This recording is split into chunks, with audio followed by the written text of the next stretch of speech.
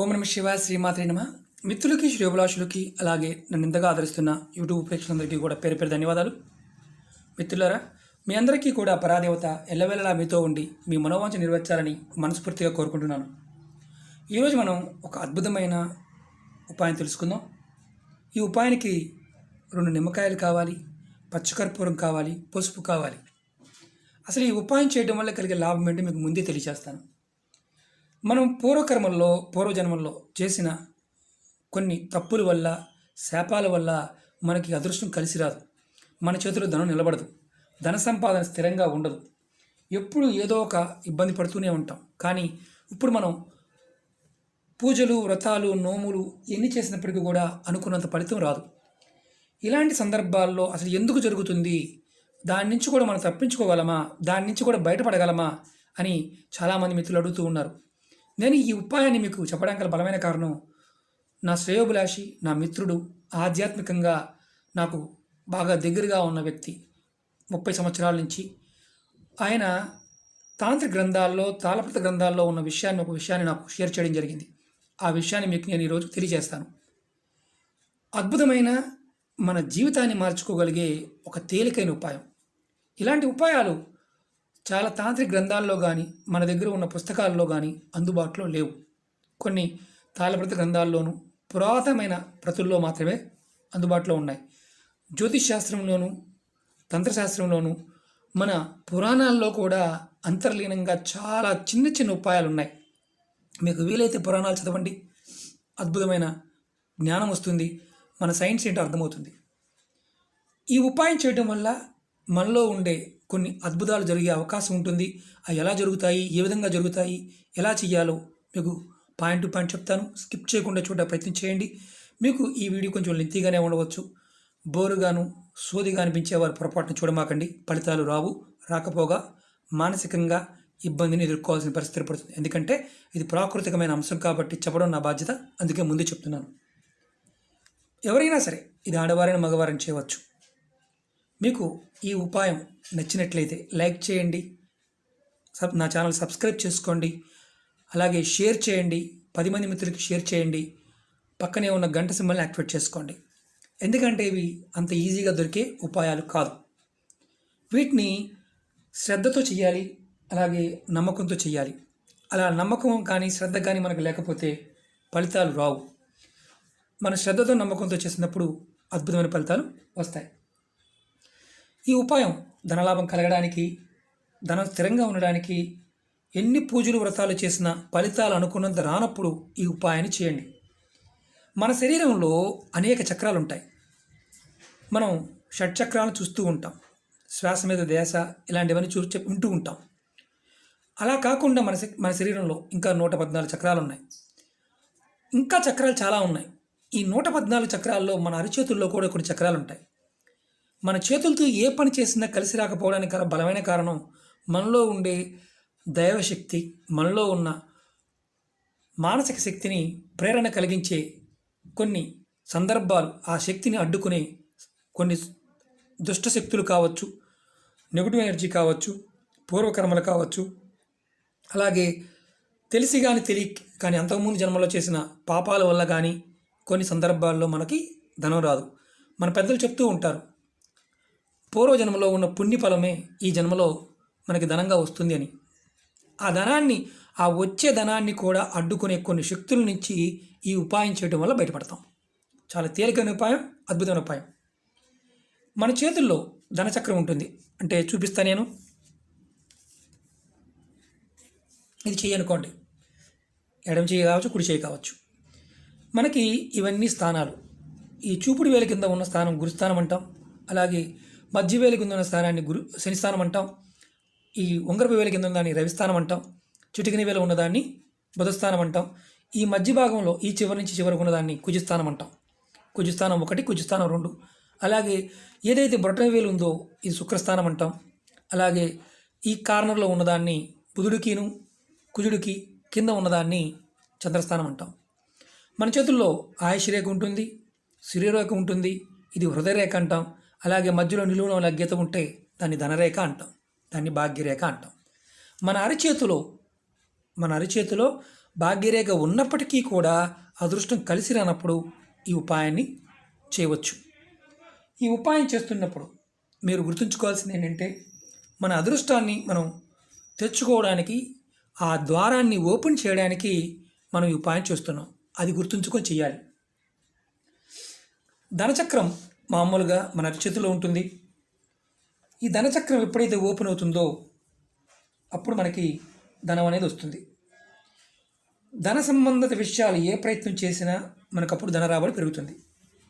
అలాగే డబ్బు సంపాదించడం కోసం చాలా కష్టపడుతున్నాం, వ్యాపారం చేస్తున్నాం, వ్యాపారంలో ఇబ్బందులు వస్తున్నాయి, ఉద్యోగం చేస్తున్నాం, ఉద్యోగంలో సరైన ఎదుగుదల లేదు, స్థిరత్వం లేదు, ఖర్చులు మా ఆధీనంలో లేవు, మా చేతులతో ఖర్చు పెడితే అసలు ఎంత ఖర్చు పెడుతున్నామో తెలియడం లేదు అనేవారు కూడా ఈ ఉపాయం చేయవచ్చు. ఈ ఉపాయం ఇలాంటి సమస్యలు గ్రామ బాణంలో పనిచేస్తుంది.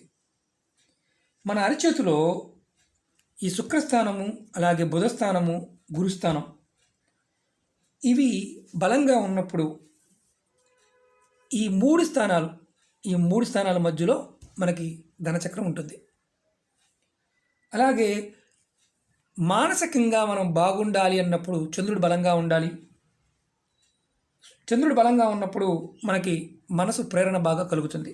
శుక్రుడు, చంద్రుడు, గురువు, బుధుడు, మిగతా గ్రహాలు బాగోకూడదా గురువు గారు అడిగేవారు ఉంటారు. అన్నీ బాగుండాలి, కానీ బలమైన ప్రభావాన్ని చూపించే ఈ స్థానాలు బాగున్నప్పుడు కొన్ని ఇబ్బందులు ఉన్నప్పటికీ కూడా మనం బయటపడతాం. ఈ ఉపాయం చేయడం వల్ల ధనచక్రం ఓపెన్ అవుతుంది, మనలో ధన రాబడి పెరుగుతుంది. 2 నిమ్మకాయలు తీసుకోండి. నిమ్మకాయని ఇలా 4 భాగాలకు కట్ చేయండి, మొత్తం పూర్తిగా కాదు. దానిలో పచ్చకర్పూరాన్ని ఇలా తీసుకోండి, చక్కగా ఇది పౌడర్ చేసుకోండి. పౌడర్ అనేది దాంట్లో వేయండి. ఇదిగోండి, ఇలా పౌడర్ వేయండి. నేను 1 నిమ్మకాయ కట్ చేశాను, 2 నిమ్మకాయలు కట్ చేయలేదు. 4 భాగాలు కట్ చేయండి 2 నిమ్మకాయలు కూడా. తర్వాత ఈ పూర్తిగా కట్ చేయదు, ఇలా 4 భాగాలు చేయండి అంతే. చూడండి, తర్వాత ఈ ఏదైతే నిమ్మకాయలు కట్ చేశారో ఈ నిమ్మకాయల మధ్యలో పచ్చకర్పూరం వేసిన తర్వాత మీరు మీ 2 చేతుల్లో ఈ నిమ్మకాయ పట్టుకోవాలి. ఎలా పట్టుకోవాలి చెప్తాను. ముందు ఇందులో నింపండి. ఇది నింపిన తర్వాత, పచ్చకర్పూరం నింపిన తర్వాత ఎలా పట్టుకోవాలి చెప్తాను. ఈ నిమ్మకాయని ఇలా పెట్టేసి మీ అరిచేతిలో, ఈ చేతిలో ఒకటి, ఎడమ చేతిలో ఒకటి, కుడి చేతిలో ఒకటి, మీ అరిచేయి టచ్ అయ్యే విధంగా ఇలా పెట్టి పట్టుకోండి. ఈ 2 గుప్పిళ్ళు ముయ్యండి. ఇది ఎప్పుడు చేయాలి అంటే ప్రతి అమావాస్యకి, ప్రతి పౌర్ణమికి ఈ ఉపాయాన్ని చేయాలి. అంటే 15 రోజులకు ఒకసారి ఉపాయం చేయాలి. ఆడవారైనా మగవారైనా ఇందుట్లో ఎటువంటి ఆహార నియమావళి లేవు. అలాగే నెలసరి టైంలో కూడా ఈ ఉపాయాన్ని చేయవచ్చు, ఎటువంటి ఇబ్బంది లేదు. అలాగే మైలు కూడా ఏమీ లేదు. ఇలా మీరు ఈ 2 నిమ్మకాయల్ని 10 నిమిషాలు పట్టుకోండి. 2 నిమ్మకాయలు కట్ చేసాము, దాంట్లో పచ్చకర్పూరం నింపాము. నింపిన నిమ్మకాయని ఇలా కట్ చేసిన భాగాన్ని అరిచేతిలో పెట్టాము, ఇలా పట్టుకున్నాం.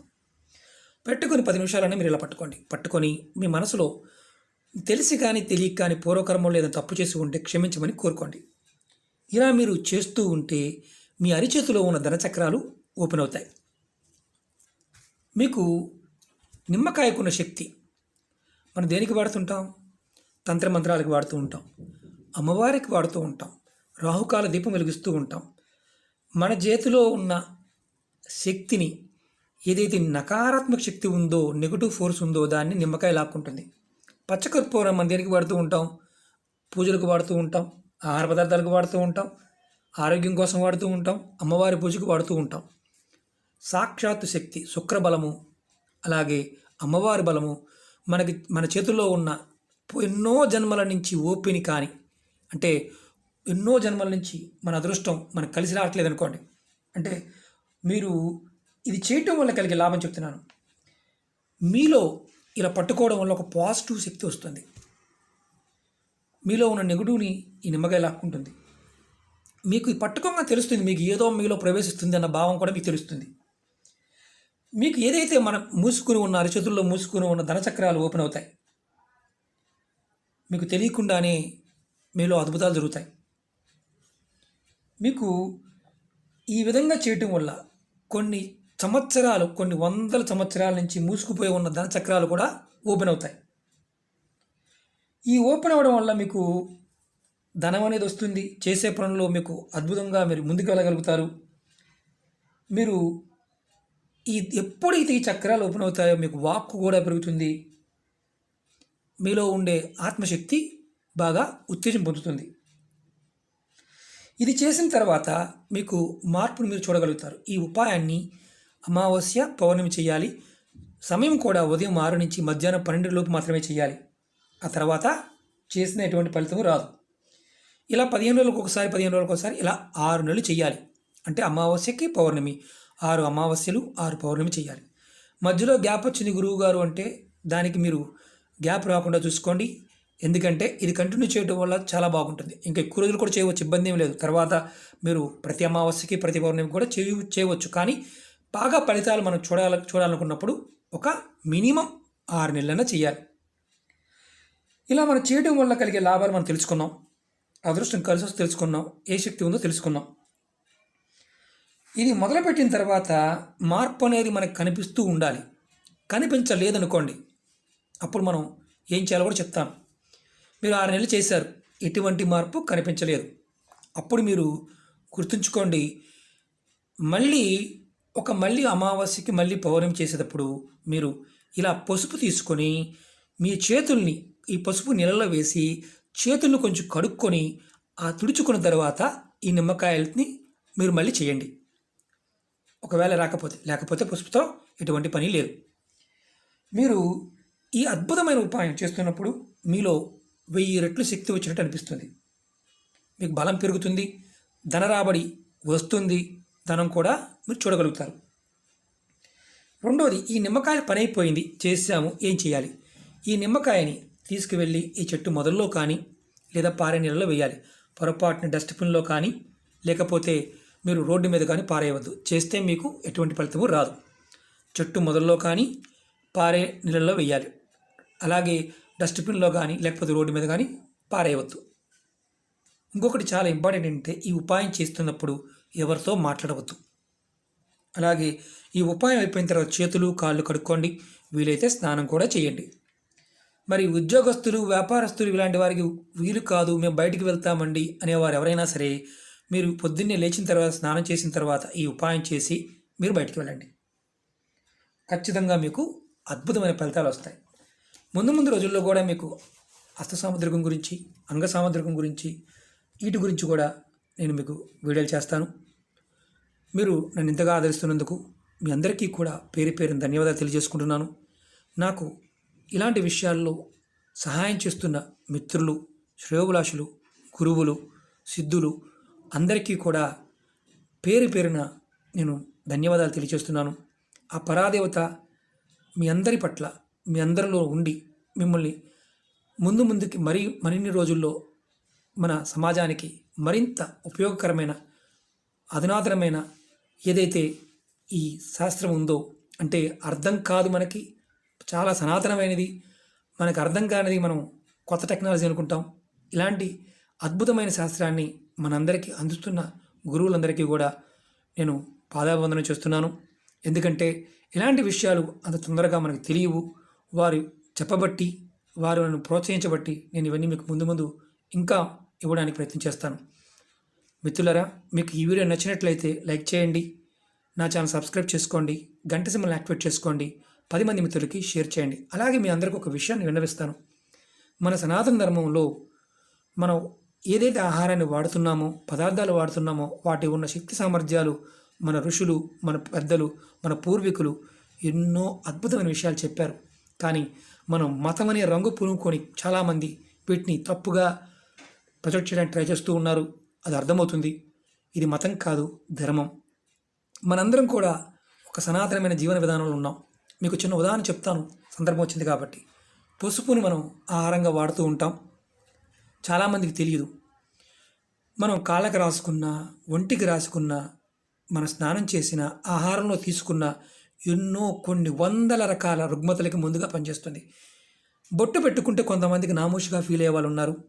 చాలామందికి తెలియదు. బొట్టు ఎలా తయారు చేస్తారో, పసుపుతో తయారు చేస్తారు. నిమ్మకాయ రసం పిండుతారు, తినే సోడా వేసి కలర్ రావడానికి, దాన్ని ఎర్రగా రావడానికి చేస్తారు. ఎరుపు ఆకర్షణ శక్తి కలిగినది. ఇదే పదార్థం ఆజ్ఞాచక్రాన్ని ప్రేరేపిస్తుంది. ఎన్నో రకాల బొట్లు ఉన్నాయి, కానీ బొట్టు పెట్టుకోవడం కూడా తప్పుగా భావించేవారు కొంతమంది ఉన్నారు. చాలామంది తెలియని ఏంటంటే, మన సనాతన ధర్మంలో ఉన్న అద్భుతమైన మన వంటింట్లో ఉన్న పదార్థాల్లో ఉన్న శక్తిని మన ఋషులు మనకు చెప్పారు. కాలక్రమేణా మనం వాటిని దూరం చేయటం వల్ల మనం మందులుగా కూడా చివరికి ట్యాబ్లెట్లో కూడా పసుపుని వేసుకుని తీసుకునే పరిస్థితిలోకి వచ్చాం. కాబట్టి గుర్తుంచుకోండి, మన ధర్మం చాలా అద్భుతమైంది, చాలా అద్భుతమైన శక్తి కలిగింది. దీన్ని స్వధర్మాన్ని వదిలేసి మనం పరధర్మంలో వెళ్తే మనం లాభం కంటే నష్టాన్ని పొందుతాం. అది గమనించండి.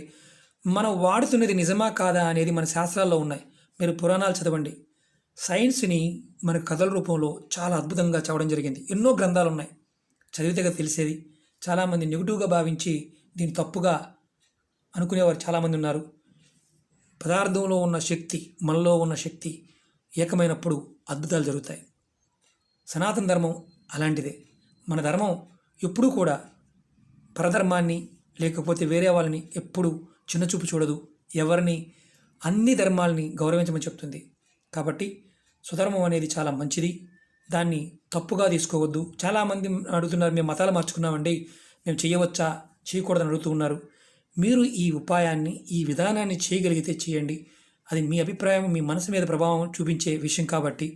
అంతేగాని నేను ఈ మతం అండి, నేను ఆ మతం అండి అని మాత్రం నా దగ్గర కామెంట్ చేయమాకండి. ఎందుకంటే మీరందరూ కూడా ఈ దేశంలో ఉన్నవారు, భారతదేశంలో ఉన్నవారు అందరూ కూడా సనాతన ధర్మంలో ఉన్న వ్యక్తులే నేను భావిస్తాను. నేను మతంగా ఏ మతాన్ని కానీ ఎవరిని కానీ కించపరచడం కానీ ఇలాంటి విషయాన్ని నేను అంగీకరించను. ఎవరు చేసేది వారు చేయాలి. భగవంతుడు అన్నింటిలోనూ ఉన్నాడు. మీరు ఏ రూపంలో కొలిసినా, ఏ విధంగా కొలిసినా భగవంతుడు అనేవాడు పలుకుతాడు. అందులో మగవాడం లేదు. ఆయనకి భేదాభిప్రాయాలు ఏమీ ఉండవు. కానీ ఆయుర్వేదంలో ఉన్న ఈ తాత్విక జ్ఞానం, ఈ తంత్రజ్ఞానం అనేది మన ఋషులు చెప్పారు కాబట్టి మనం ఆచరించడం వల్ల ఫలితాలు పొందుతాం. అంతేగాని మతాన్ని మాత్రం ఆపాదించమాకండి, మతంగా చూడమాకండి. ఓకే మిత్రులారా, ఓం నమః శివాయ, శ్రీమాత్రే నమః.